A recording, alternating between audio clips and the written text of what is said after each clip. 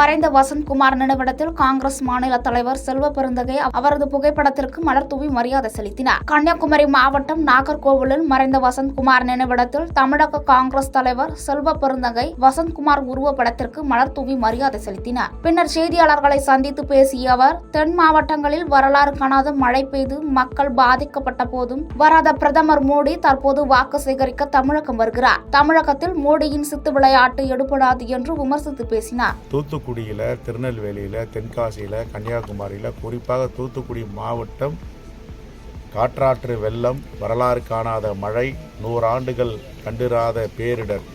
அப்போதெல்லாம் மக்களை பார்க்கல. இப்போ வாக்கு சேகரிக்க தமிழ்நாட்டுக்கு வரார்.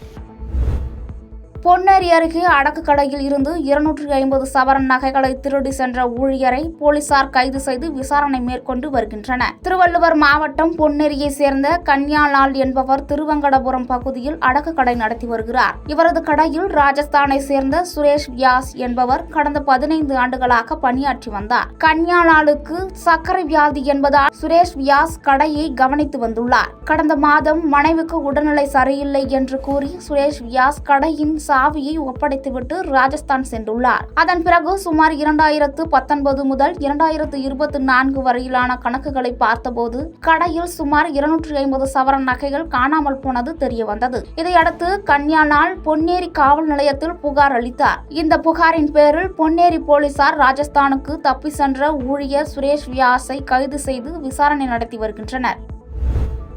தேர்தலுக்காக எய்ம்ஸ் கட்டுமான பணியை தற்போது தொடங்கியுள்ளதாக புதுக்கோட்டையில் சட்டத்துறை அமைச்சர் ரகுபதி விமர்சித்து பேசினார். புதுக்கோட்டையில் செய்தியாளர்களிடம் பேசிய சட்டத்துறை அமைச்சர் ரகுபதி, தேர்தலுக்காக எய்ம்ஸ் கட்டுமான பணிகளை தொடங்கியது போல் கண் துடைப்பு வேலைகள் செய்கின்றன. தேர்தலுக்கான கண் துடைப்பு பணிகளை செய்வதில் அவர்கள் மிகுந்த கெட்டிக்காரர்கள் என்று பாஜகவை விமர்சித்து பேசினார்.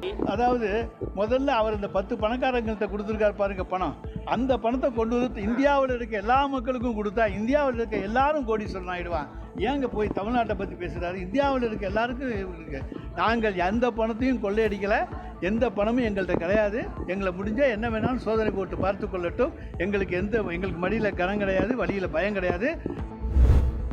பாஜகவினர் ஆன்மீகத்தை அரசியலாக பார்ப்பதாக சிவகங்கையில் நடைபெற்ற பொதுக்கூட்டத்தில் அன்பில் மகேஷ் பொய்யாமொழி விமர்சித்து பேசினார். சிவகங்கையில் திமுக சார்பில் நடைபெற்ற எல்லோருக்கும் எல்லாம் என்ற தமிழக அரசின் நிதிநிலை அறிக்கை குறித்து பொதுக்கூட்டம் நடைபெற்றது. இந்த விழாவில் பங்கேற்று பேசிய பள்ளி கல்வித்துறை அமைச்சர் அன்பில் மகேஷ் பொய்யாமொழி, பாஜகவினர் ஆன்மீகத்தை அரசியலாக பார்க்கின்றனர் என்றும் திமுக ஆன்மீகத்தை ஆன்மீகமாகவே பார்ப்பதாகவும் கூறினார். மேலும் தொடர்ந்து பேசிய அவர், மோடி எத்தனை முறை தமிழகத்திற்கு வந்தாலும் தமிழக மக்கள் ஏமாற மாட்டார்கள் என்று உறுதிபட தெரிவித்தார்.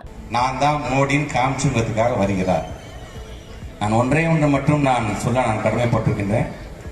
முதல்ல நம்ம ஆளுங்களுக்கு சேர்த்தே நான் சொல்றேன். மோடி என்றால் பெரிய பிம்ம, பெரிய உருவம். மோடி யார் தெரியுமா? தயவுசெய்து பேசுறதுனால ஒன்றும் இல்லை. குன்னூர் அருகே ரயில் பாதையில் முகாமிட்டுள்ள காட்டு யானைகள் நகர பகுதிக்கு வராமல் தடுக்க வனத்துறையினர் கண்காணிப்பு பணியில் தீவிரமாக ஈடுபட்டு வருகின்றனர். மேட்டுப்பாளையம் வனப்பகுதியில் கடும் வறட்சி நிலவுவதால் நீலகிரி மாவட்டம் குன்னூர் மேட்டுப்பாளையம் தேசிய நெடுஞ்சாலையில் மேட்டுப்பாளையம் வனப்பகுதியிலிருந்து உணவு மற்றும் தண்ணீர் தேடி யானைகள் மலை மாவட்டத்தை நோக்கி படையெடுத்து வருகிறது. அந்த வகையில் KNR மரப்பாலம் பகுதியில் முகாமிட்டிருந்த 11 காட்டு யானைகள் குன்னூர் அருகே உள்ள ரன்னிமேடு ரயில் நிலையத்தில் தொடர்ந்து முகாமிட்டுள்ளது. இந்த நிலையில் காட்டு யானைகள் நகர பகுதிக்கு வராத வண்ணம் வனச்சரகர் ரவீந்திரநாத் தலைமையில் கணவர் ராஜ்குமார், வன காப்பாளர்கள் மற்றும் வேட்டை தடுப்பு காவலர்கள் 10க்கும் மேற்பட்டோர் தீவிர கண்காணிப்பு பணியில் ஈடுபட்டு வருகின்றனர்.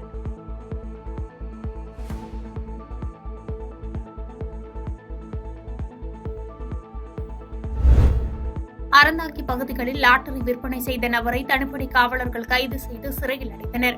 புதுக்கோட்டை மாவட்டம் அறந்தாங்கி, மணிப்பிளான் பகுதிகளில் தமிழக அரசால் தடை செய்யப்பட்ட கேரள லாட்டரி விற்பனை நடைபெறுவதாக அறந்தாங்கி காவல் ஆய்வாளர் தனிப்பிரிவு காவலர்களுக்கு ரகசிய தகவல் கிடைத்தது. அதன் பேரில் சம்பவ இடத்திற்கு சென்ற காவல்துறையினர் லாட்டரி விற்பனை செய்த சின்னசாமி என்பவரை கைது செய்தனர். மேலும் அவரிடமிருந்து 3410 ரூபாய் ரொக்கப்பணம் மற்றும் ஒரு செல்போன் ஆகியவற்றை கைப்பற்றி சிறையில் அடைத்தனர்.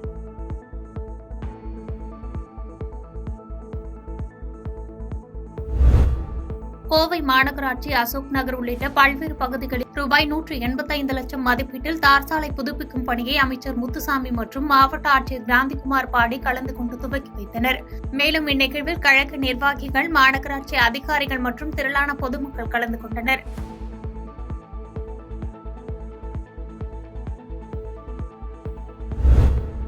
தெலுங்கானா மாநிலம் ரயில் நிலையத்தில் பழுது நீக்குவதற்காக நிறுத்தப்பட்டிருந்த ரயில் பெட்டியில் தீ விபத்து நேரிட்டதால் பரபரப்பு ஏற்பட்டது. தெலுங்கானா மாநிலம் காஜிப்பேட்டை ரயில் நிலையத்தில் பயணிகள் ரயில் பெட்டிகள் பழுது நீக்குவதற்காக நிறுத்தி வைக்கப்பட்டிருந்தன. அவற்றில் ஒரு ரயில் பெட்டியில் திடீரென்று தீ விபத்து ஏற்பட்டு பற்றி எரிய துவங்கியது. இதுபற்றி தகவல் அறிந்த தீயணைப்புத் துறையினர் விரைந்து சென்று ரயில் பெட்டியில் பற்றி எரிந்து கொண்டிருந்த தீயை அணைத்தனர். தீ விபத்தில் யாருக்கும் பாதிப்பு ஏற்படவில்லை. தீ விபத்து பற்றி வழக்கு பதிவு செய்துள்ள ரயில்வே போலீசார் விசாரணை நடத்தி வருகின்றனர்.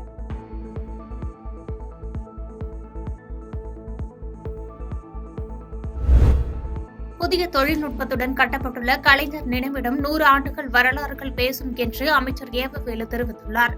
நீலகிரி மாவட்டம் உதகை அரசு கலைக்கல்லூரி அருகே பொதுப்பணித்துறை சார்பில் அரசு அலுவலர்களுக்கான சுமார் 12 கோடி ரூபாய் மதிப்பீட்டில் 50 குடியிருப்புகள் கட்டப்பட்டுள்ளது. இந்த குடியிருப்பு கட்டிடத்தை அமைச்சர்கள் ஏவவேலு, கா. ராமச்சந்திரன் மற்றும் நீலகிரி நாடாளுமன்ற உறுப்பினர் ஆர். ராசா ஆகியோர் திறந்து வைத்து அரசு ஊழியர்களுக்கு குடியிருப்புக்கான சாவியை வழங்கினர். இந்நிகழ்ச்சியில் மாவட்ட ஆட்சித்தலைவர் மு. அருணா, உதகை சட்டமன்ற உறுப்பினர் ஆர். கணேசன் உள்ளிட்ட அரசு துறை அதிகாரிகள் பலர் கலந்து கொண்டனர்.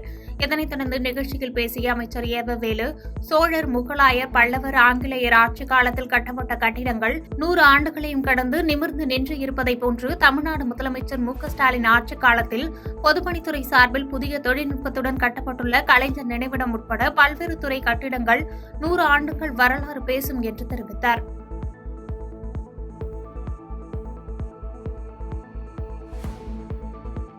பாதகம் செய்பவரை கண்டால் நாம் பயங்கொள்ளலாகாது பாப்பா. மோதி மிதித்து விடு பாப்பா, அவர் முகத்தில் உமிழ்ந்து விடு பாப்பா. அண்மை செய்திகளை உடனுக்குடன் தெரிந்து கொள்ள இணைந்திருங்கள் இயம்நாடு தொலைக்காட்சியுடன்.